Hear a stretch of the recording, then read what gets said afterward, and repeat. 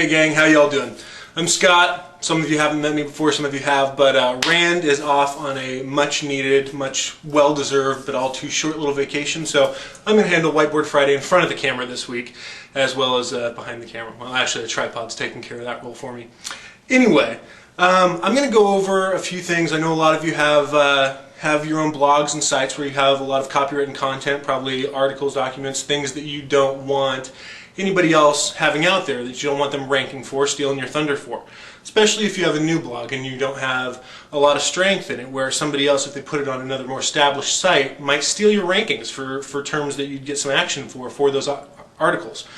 So we've had to deal with this quite a few times in the past on SEO mods. We get a lot of theft, a lot of copyright infringement, and so it's a process that we have to go through on a fairly regular basis. So I thought I'd just walk you through what your options are and what you can do if you find your material stolen and ending up on another site, especially if it's ranking ahead of you on another site. Now, quick little disclaimer, I am not a lawyer, nor have I ever been, even though I'm related to a bunch of them, and I've actually played one on stage before, though not on television. So this is the process we use. Feel free to get advice on your own legal proceedings, but I'll walk you through what we do. So first off, the first thing you want to do always is just send a friendly email. Sometimes on spammy sites it can be difficult to find a good email contact, but if you search high and low enough, eventually you'll find one. Send them a quick email saying, hey, I see that you've got my material up on your site. You know, I prefer that be used by permission. Would you please remove it? Sometimes that'll work. If you're working with somebody who's somewhat legitimate, honest mistake, what have you, they'll usually take it down and it'll be okay. However, a lot of times people who are partaking in this kind of activity are a little more duplicitous, and you may need to go a little bit further. So if friendly email doesn't work, wait a few days. If you don't get a response, if it's still up, hasn't moved, then you send a slightly more threatening email. This is where you notify them that if they don't take it down within a given period of time, you will be moving forward with additional legal steps to have the content removed, because they are in violation of copyright under the Digital Millennium Copyright Act. I will include links to samples of the sorts of form letters that we send out for these kinds of things somewhere down there, so you can take a look at them and adapt them for your own use if you need to. In our experience, usually after that letter goes out with a time frame demand on it, people will usually comply well within that time frame, and you won't really have to take any additional steps. You'll be offset and taken care of. If, however, that doesn't work and they're being stubborn, then you can move on to a little more formal action. Next thing, and I realize since I'm not zooming from behind the camera that this is kind of hard to see, so like I said, I'll make the documents available and kind of walk you through them too a little bit in the blog post that goes along with the video.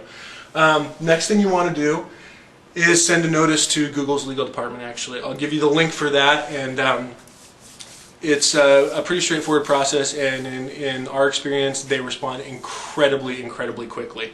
This is basically just notifying them that they are listing and basically providing access to a site that is in violation of DMCA, and if they find it and your copyright infringement notice seems valid, they'll remove it. They'll take it out. They're really good about it, and they've been a pleasure to work with in the past when we've had these problems.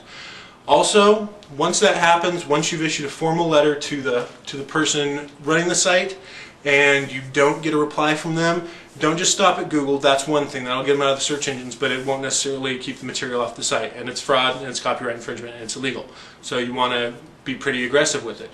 You can send a letter very similar to the one you sent to Google to the host of the site. And under DMCA, if they're hosting copyrighted material illegally, they have to remove it. So if the person hasn't complied with you and they are knowingly and illegally violating your copyrighted material, notify their host and they'll take the site down. And that's their option.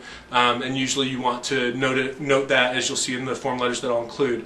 In the letter, the formal letter that you send to the person running the site, that if they do not comply, you'll be notifying their host. And that'll usually take care of it, because they'd much rather get rid of your one piece of material than lose their entire site. It's way too much of a pain for them. So yeah, that's kind of the process. And I hope that's been helpful for those of you who have had to deal with this in the past, or those of you that may have to deal with it in the future. It's not necessarily pleasant, but it's there are pretty clear-cut laws about it, so you can usually take care of it quite easily. There's a pretty easy process that you can go through, as I mentioned. If after dealing with the host, with Google, whatever, if you find the person just moving it and you're seeing that it's the same individual, then there's probably more aggressive legal action you could take. We've never had to go beyond any of these steps. In fact, we've never even had to get all the way to host notification before, although we've researched the process pretty thoroughly. So, that said, hope you've enjoyed this portion of Whiteboard Friday. Before I go, I've got one other thing I want to announce to you. We'll actually be putting it up today. We are going to be holding a seminar on October 1st in Seattle. It's going to be a big all-day seminar. Rand's going to be presenting all the basics of search engine optimization. There's 8 modules. I'll link, once again down here, I'll link to the page we have telling you a little bit more about the conference. But it's going to be a great time. Again, October 1st up here. Going to go through everything. This is a big, thorough presentation based on material he's done for a few of our really big corporate clients when they've wanted him to come in and give thorough presentations to their marketing and development teams about SEO and how they can apply it to their campaigns. So it should be really good stuff. Really good prices if you register before August 3rd, I believe. We've got early bird discounts going on, so $199 for premium members, $349 for regular members, and we'd love to see you all there. So definitely give it a look. This is our first inaugural seminar event. No, we're not competing with Danny or with SES. We're just putting on a seminar in the area to help educate people. So yeah, love to see you all there. Hope you've enjoyed this edition of Whiteboard Friday. Maybe I'll be back again in front of the camera on this side to talk to you guys again one of these days. If you stay tuned after the credits, because so many people have been asking for it, I'm going to run the camera through the offices so you guys can see what the Mosplex looks like. Alright guys, take care. Thanks for joining. Bye. I've got a landmine in my bloodline. I'm not immune to getting blown apart. She's like a claymore, that's what she's there for. She's waiting around here to get blown apart. Having her on my brains like getting hit by a train. She's gonna kill me. Alright guys, so as promised, here's a quick little run through of the Mosplex, because so many of you have been asking for it. Yeah, we work off of a busy street. That's why you're hearing all the traffic in the background. See? Look at that. Alright. But here we go. Aha! Look at that. Okay, so here's our lobby coming in. Woo! Alright, now we come out to what we lovingly refer to as the pit. This is where Jeff sits. This is where Matt sits. That's where Rebecca sits. That's where Jane sits. This is where I sit. That's a couch. Go back into the big dog offices. Here's Jillian working away in her hallway. If she had an assistant, he'd be sitting right there. We come back, that's our bathroom. You don't really need to see back there. Anyway, and then what y'all want to see, Rand's office, where the real magic happens, right? Of course. So we're coming in here. He's not here today. That's why the lights are all off. So anyway, this is where he hangs out, and of course his vast collection of Transformers. Fantastic. And Optimus Prime, where the famous laser pointer comes from, for Whiteboard Fridays.